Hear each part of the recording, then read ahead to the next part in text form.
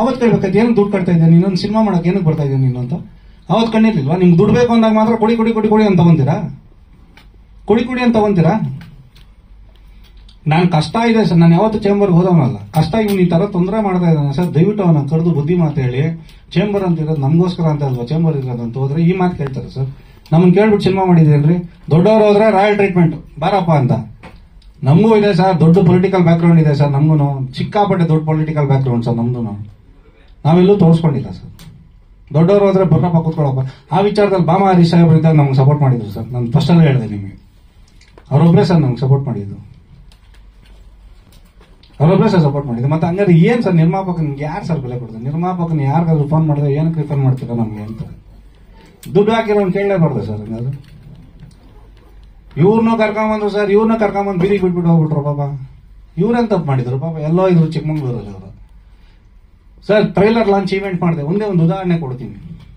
ದೊಡ್ಡ ಮಟ್ಟದಲ್ಲಿ ನಮ್ಮ ಶ್ರೇಯಸ್ ಮೀಡಿಯಾದವರು ನಮಗೆ ಸಪೋರ್ಟ್ ಮಾಡಿದ್ರು. ದೊಡ್ಡ ಮಟ್ಟದಲ್ಲಿ ಈವೆಂಟ್ ಮಾಡಿದೆ ಸರ್, ಸುಧೀಂದ್ರ ವೆಂಕಟೇಶ್ ಸಾಹೇಬ್ರಿಗೆ ಗೊತ್ತು. ತುಂಬಾ ದೊಡ್ಡ ಮಾಡಿದೆ. ಯಾರಿಗೋಸ್ಕರ ಮಾಡಿದೆ ಸರ್? ನನ್ನ ಮನೆಗೆ ಮಾಡಿದ್ನ, ನನ್ನ ಮನೆಗೆ ಮಾಡಿದ್. ನನ್ನ ಸಿನಿಮಾ ಗೆಲ್ಬೇಕು, ನನ್ನ ಸಿನಿಮಾದಲ್ಲಿ ಇರೋ ಸದಸ್ಯರೆಲ್ಲ ಗೆಲ್ಬೇಕು ಅಂತ ಒಂದು ಉದ್ದೇಶಕ್ಕೆ ಮಾಡಿದ್ವಿ. ಇವರು ಯಾರು ಡೈರೆಕ್ಟರ್ ಕರ್ಕೊಂಡ್ ಬಂದಿದಾರೋ ಅವರೇ ಅವ್ರನ್ನ ಖುದ್ದಾಗಿ ಕರಿಬೇಕು. ಇವ್ರಿಗೂ ನಮ್ಗೆ ಒಡನಾಟ ಇಲ್ಲ. ಚಂದ್ರಶೇಖರ್ ಸಾಹೇಬ್ರಿಗೂ ನನಗೂ ಒಡನಾಟ ಇಲ್ಲ, ಫ್ಯಾಮಿಲಿ ಫ್ರೆಂಡ್ಸು, ಬಟ್ ನಮ್ಗೆ ಒಡನಾಟ ಇಲ್ಲ. ರಾಜೀವ್ ನನಗೆ ಒಂದು ಸಿನಿಮಾಗೆ ಬಂದ ಮೇಲೆ ಪರಿಚಯ. ನಮ್ಮಿಬ್ಬರನ್ನ ಮಾತಾಡೋದಕ್ಕೆ ಬರ್ತಾ ಇರ್ಲಿಲ್ಲ ಸರ್ ಸೆಟ್ಟಲ್ಲಿ. ಒಂದೇ ಒಂದು ಸಣ್ಣ ಉದಾಹರಣೆ ಹೇಳ್ತೀನಿ ಸರ್. ಸಿನಿಮಾ ಶೂಟಿಂಗ್ ನಡೀತು, ಬ್ರಹ್ಮಾನಂದನ್ ಸರ್ದು ಆಲಿ ಸರ್ದು.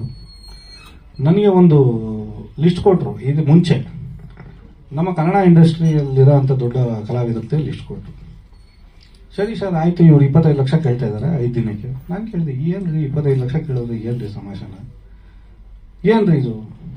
ಸರಿ ಪೆಂಡಿಂಗ್ ಇಡಿ, ಅದನ್ನ ಆಮೇಲೆ ಮಾತಾಡೋಣ. ನನ್ಗೆ 25 ಲಕ್ಷ ಕೊಡೋ ಅಷ್ಟು ಶಕ್ತಿ ನನಗಿಲ್ಲಪ್ಪ. 100 ಕೋಟಿ ಬಂಡವಾಳ ಹಾಕಿ ನಾನು ಸಿನಿಮಾ ಮಾಡೋದೇ ಇಲ್ಲ, ನನಗೆ ಅಷ್ಟು ಶಕ್ತಿ ಇಲ್ಲ. ಒಬ್ಬರಿಗೆ 25 ಲಕ್ಷ ಕೊಡೋಷ್ಟು ನನಗೆ ಶಕ್ತಿ ಇಲ್ಲ. ಸರ್ ನಾನೇನು ಯೋಚನೆ ಮಾಡಿದೆ, ಕನ್ನಡ ಇಂಡಸ್ಟ್ರಿಯಲ್ಲಿ ಆಲಿ ಅವ್ರನ್ನಾಗ್ಲಿ ಬ್ರಹ್ಮಾನಂದನ್ ಸಾಹೇಬ್ರನ್ನಾಗ್ಲಿ ಯಾವತ್ತೂ ಯಾರು ಕಾಂಬಿನೇಷನ್ ಅಲ್ಲಿ ತೋರಿಸಿಲ್ಲ. ಸರಿ ಆಯ್ತು, ನನಗೆ ಅವರು ಹಳೆ ಪರಿಚಯ, ಅಂದ್ರೆ ಜಸ್ಟ್ ಆಯ್ ಬಾಯ್ ತರ ಪರಿಚಯ.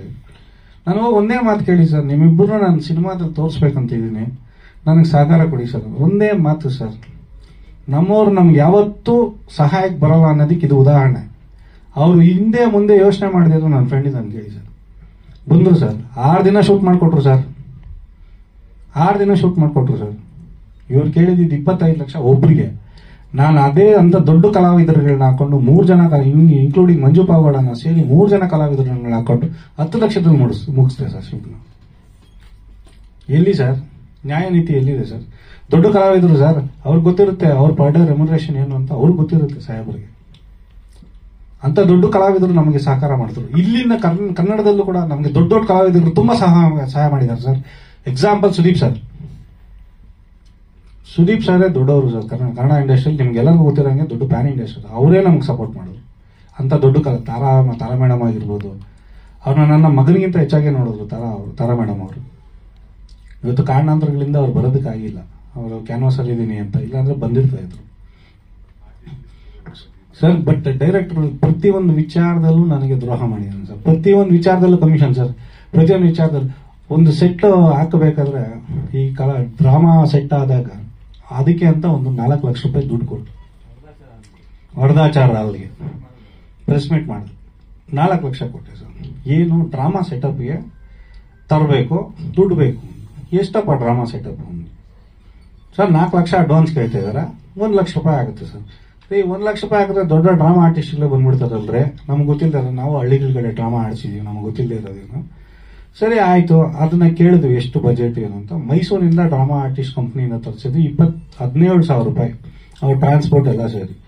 ನಾನು 4 ಲಕ್ಷ ರೂಪಾಯಿ ಕೊಟ್ಟಿದ್ದೆ ಸರ್. 4 ಲಕ್ಷ ಕೊಟ್ಟರೆ 4 ರೂಪಾಯಿ ವಾಪಸ್ ಬಂದಿಲ್ಲ ನನಗೆ. ಇದೊಂದು ಸಣ್ಣ ಉದಾಹರಣೆ. ಇಂಥದ್ದು ಎಷ್ಟೋ ನನ್ನ ಅಕೌಂಟ್ ಟ್ರಾನ್ಸಾಕ್ಷನ್ ತೋರಿಸ್ಬಿಟ್ರೆ ನೀವು ಎಲ್ಲ ಬೇಜಾರಾಗ್ಬಿಡ್ತೀರ, ದಂಗಾಗ್ಬಿಡ್ತೀರ. ತೋರಿಸ್ಬೇಕು ಅಂದ್ರೆ ತೋರಿಸ್ತೀನಿ. ಅವನ ಅಕೌಂಟ್ಗೆ ಹೋಗಿರೋಂಥದ್ದು ನಮ್ಮನ್ನ ದಯವಿಟ್ಟು ನಾನು ಇಷ್ಟ ಸರ್ ಕೇಳೋದು, ನಾನು ಇನ್ನೇನು ಜಾಸ್ತಿ ಹೇಳೋದಕ್ಕೆ ಇಷ್ಟಪಡಲ್ಲ. 3ನೇ ತಾರೀಕು ಸಿನಿಮಾ ರಿಲೀಸ್ ಮಾಡ್ತಾ ಇದೀವಿ. ದಯವಿಟ್ಟು ಪ್ರೇಕ್ಷಕರು ಬಂದು ನಮಗೆ ಸಿನಿಮಾ ನೋಡಿ, ಸಿನಿಮಾ ಚೆನ್ನಾಗಿದ್ರೆ ಸಿನಿಮಾ ಗೆಲ್ಸಿ, ಇಷ್ಟೇ ಕೇಳ್ತೀನಿ. ಸಿನಿಮಾ ಖಂಡಿತ ಎಲ್ಲರಿಗೂ ಇಷ್ಟ ಆಗುತ್ತೆ ಸರ್. ಸಿನಿಮಾ ಖಂಡಿತ ದೊಡ್ಡ ದೊಡ್ಡ ಕಲಾವಿದರನ್ನ ಹಾಕಿ ಸಿನಿಮಾ ಮಾಡಿದಾಗ ದೊಡ್ಡ ದೊಡ್ಡ ಕಲಾವಿದರು ಇದ್ದಾಗ ಆ ಸಿನಿಮಾನ ಹೆಂಗ್ ತಗೊಂಡು ಹೋಗ್ಬೇಕು ಅಂತ ಹಂಗೆ ತಗೊಂಡೋಗಿದೀವಿ ಸರ್. ಇವಾಗ ಸುಮ್ಮನೆ ಕಲಾವಿದರು ದೊಡ್ಡ ದೊಡ್ಡ ಕಲಾವಿದರು ಬಂದ್ಬಿಟ್ಟು ಸಿನಿಮಾ ಮಾಡಲ್ಲ ಸರ್. ಅವರಿಗೆ ಆ ಸಬ್ಜೆಕ್ಟ್ ಇಷ್ಟ ಆದ್ರೆ ಮಾತ್ರ ಬಂದ್ ಮಾಡ್ತಾರೆ. ಯಾಕಂದ್ರೆ ಅದು ಅವ್ರದ್ದು ಕೆರಿಯರ್ ಅಲ್ವಾ. ಸೊ ಅವ್ರಿಗೂ ಒಂದು ಹೆಸರು ಇರುತ್ತಲ್ಲ, ಆ ಹೆಸರು ನಾವು ಹಾಳು ಮಾಡ್ಕೊಳಕ್ ಇಷ್ಟಪಡಲ್ಲ. ಅಂತ ದೊಡ್ಡ ಕಲಾವಿದರು ಬಂದು ಸಿನಿಮಾ ಮಾಡಿದ್ದಾರೆ ಅಂದಾಗ ಆ ಸಿನಿಮಾ ಕಂಟೆಂಟ್ ಹೆಂಗ್ ಮುಂದಿರುತ್ತೆ ನೋಡಿ. ಪ್ರಮೋಷನ್ಸ್ ಆಲ್ರೆಡಿ ಸ್ಟಾರ್ಟ್ ಮಾಡಿದೀವಿ, ದಯವಿಟ್ಟು ಎಲ್ಲರೂ ಗೆಲ್ಸ್ಕೊಡಿ ಅಂತ ನಾನು ಮತ್ತೆ ಅದನ್ನೇ ಕೇಳ್ತೀನಿ sir. Thank you so much.